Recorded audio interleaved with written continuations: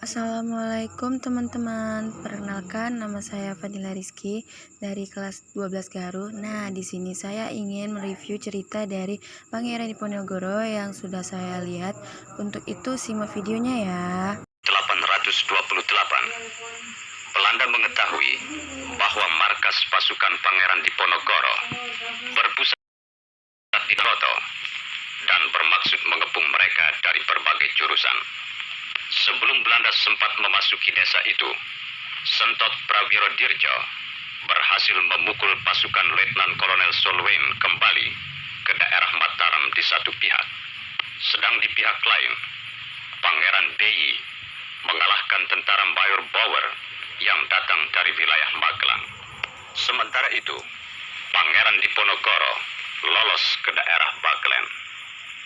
Akibatnya, Belanda mengalami kekalahan mutlak pada tanggal 5 September 1828. Bantuan pasukan cadangan yang dipimpin Mayor Ten Hawe menemui desa itu sudah ditinggalkan. Teman-teman udah tahu kan video yang tadi di awal yang saya record. Nah, komplotan Belanda mereka tuh berkumpul di suatu rumah ataupun suatu ruangan. Mereka berdiskusi bagaimana cara menangkap Sentot Prawirodirjo. Tetapi di dalam balik itu ada yang bernama Demang memberitahu bahwa Kromo Ludiro mengetahui semua ataupun mengetahui di mana persembunyian dari Sentot Prawirodirjo. Mereka pun mengincar Kromo Ludiro. Di suatu tempat tersebut, Kromo Ludiro melarikan diri tetapi berhasil ditangkap oleh pasukan Belanda. Dan Kromo Ludiro dibawa ke desanya, dan pasukan Belanda juga meminta ataupun meminjam rumah dari salah satu penduduk, yaitu Kiai yang ada di pondok. Mereka meminjam untuk tempat sementara. Kiai pun bilang bahwa mereka boleh meminjam tetapi harus mengikuti adat yang ada pada desa tersebut, jangan dirusak ataupun diganggu. Nah, setelah itu Kromo Ludiro akhirnya ditahan beberapa hari sampai dia ingin membuka mulutnya memberitahu bahwa di mana Sentot Prawirodirjo itu berada. Tapi semakin lama para Belanda meresahkan para penduduk karena banyak yang melakukan hak sewenang-wenang. Dan gitu mereka mengetahui bahwa Kromo Ludiro ditangkap dan ingin memberitahu kepada Senopati Sentot Prawirodirjo bagaimana kondisi di desanya. Ada 3 pemuda yang bernama Bruno, Tulus, dan Jarot yang diamanahkan untuk mengantar surat ke Senopati tersebut dari Kiai untuk memberitahu bagaimana kondisi desa yang saat ini dijajah oleh Belanda. Tetapi sebelum mereka pergi, mereka mengancam dari sebuah surat yang ditancapkan pisau ke pintu rumah yang mereka tempati, bahwa isinya tanah tersebut bukan tanah mereka, mereka akan mengambil kembali hak yang telah mereka ambil. Nah, mereka juga, para pemuda ini pun juga mencuri kuda-kuda yang ada pada Belanda. Setelah mereka pergi, anak dari Demang tersebut mengetahui rencana yang telah dibuat mereka, bahwa nama anak tersebut namanya Bondan. Bondan memberikan sebuah rahasia mereka ke para Belanda, tetapi diketahui anak Demang yaitu namanya Bondan. Bondan memberitahu kepada pasukan Belanda bahwa mereka ingin memberikan sebuah surat itu ke Senopati. Tetapi Bondan memberitahu ke Belanda ingin membuktikan bahwa perkataannya itu benar. Tetapi pas dibuktikan, para penduduk itu bekerja sama bahwa perkataannya tidak ada yang benar. Maka dia disebut dusta oleh para Belanda. Belanda pun sebenarnya marah, kesal karena perkataannya itu nggak benar. Jadi mereka marah kepada Demang dan anaknya. Gak berapa dari hal tersebut, Demang yang menjalankan aksinya, Demang itu hanya menginginkan tahta, uang untuk kekayaannya sendiri. Ia pun memungut pajak dari hasil tani yang ada pada masyarakat. Hasil tani tersebut pun melimpah ruah, tetapi ia berkata bahwa hasilnya itu menurun. Para petani pun marah. Jadi mereka bilang bahwa ingin membebaskan Kromo Ludiro karena hanya dia yang tidak memungut pajak dari hasil tani mereka. Mereka dihasilkan dengan harga yang murah tetapi pajaknya mahal.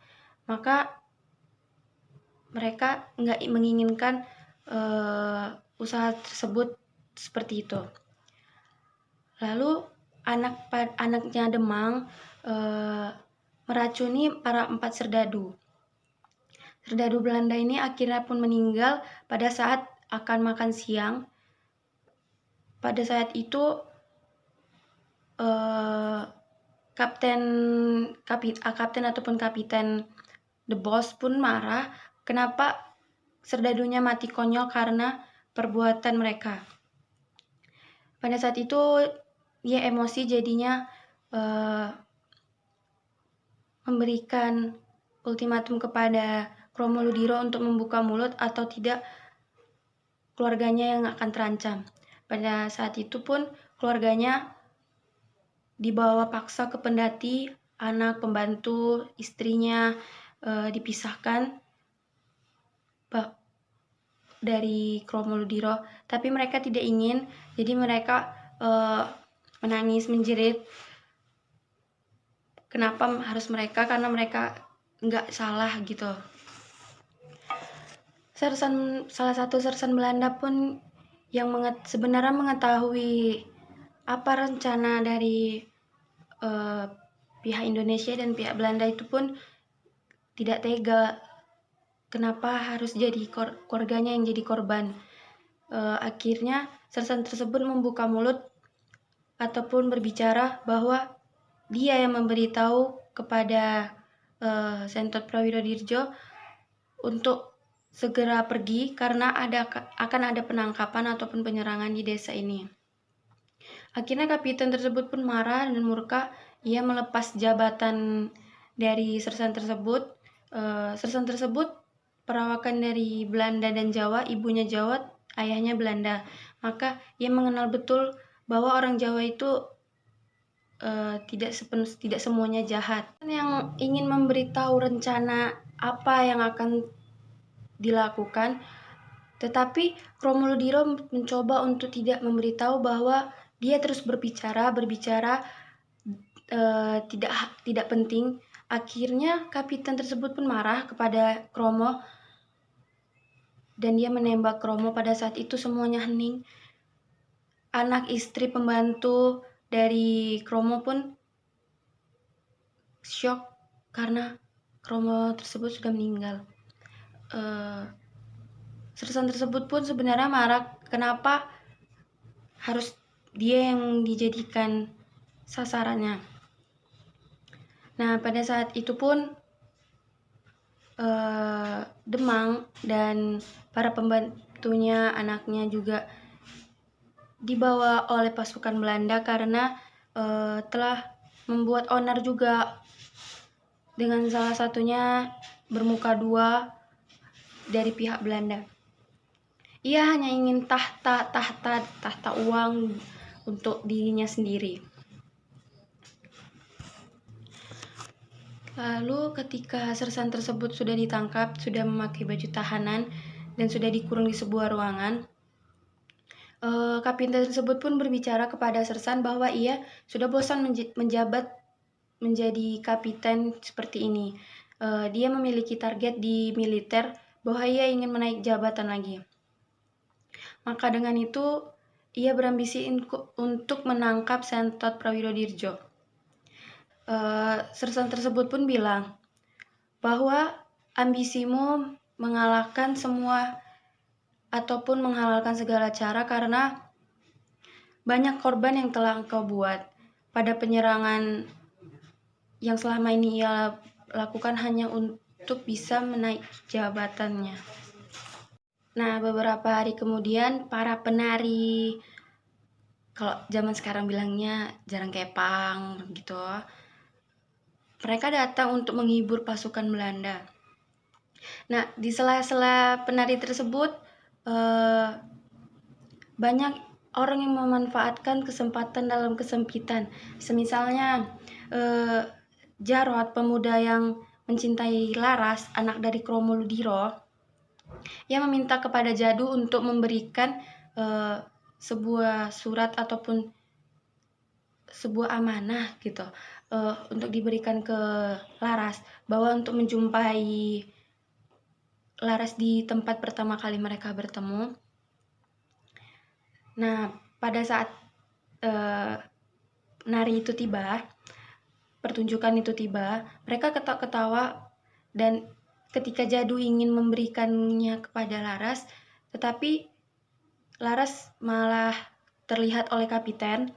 Akhirnya pembantu dari Kromo yang selama ini membantu keluarga mereka yang menyampaikannya kepada Laras. Nah, kapiten tersebut pun merayu Laras untuk ikut dalam pertunjukan tari yang akan diadakan besok malamnya. Nah, pada saat itu pun sang pembantu ketahuan kepada pasukan Belanda. Salah satu serdadunya ataupun salah satu sersannya ketahuan bahwa mereka merencanakan sesuatu. Besok harinya, ketika Laras dan ibunya diajak untuk melihat pertunjukan, mereka melihat, tetapi ibunya mengetahui hal tersebut, izin untuk menidurkan anaknya yang kecil, dan Laras ikut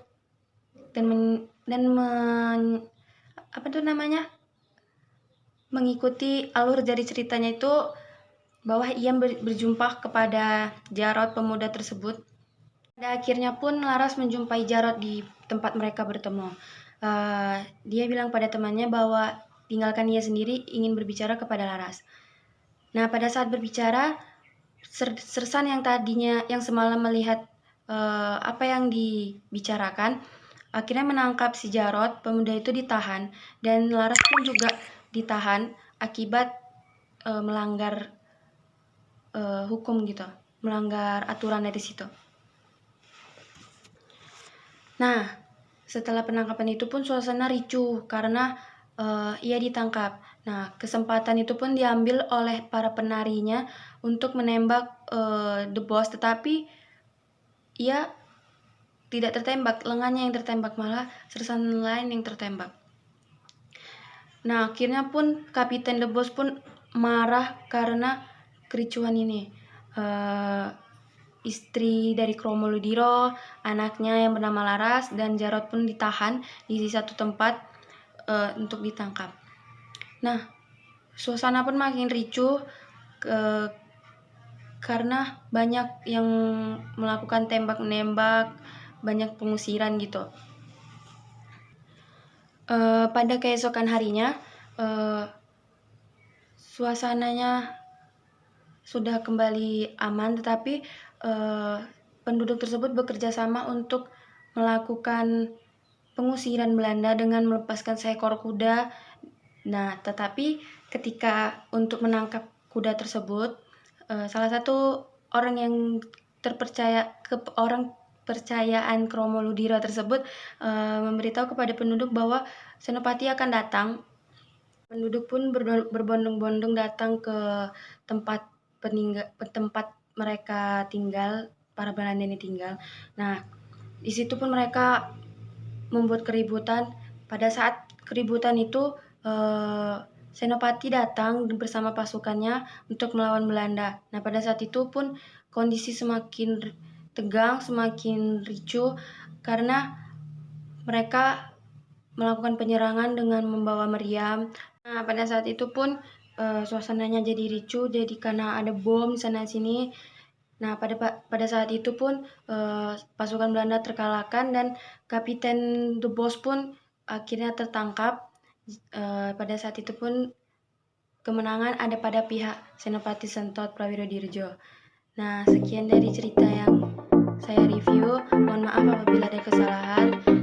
Saya ucapkan terima kasih. Assalamualaikum warahmatullahi wabarakatuh.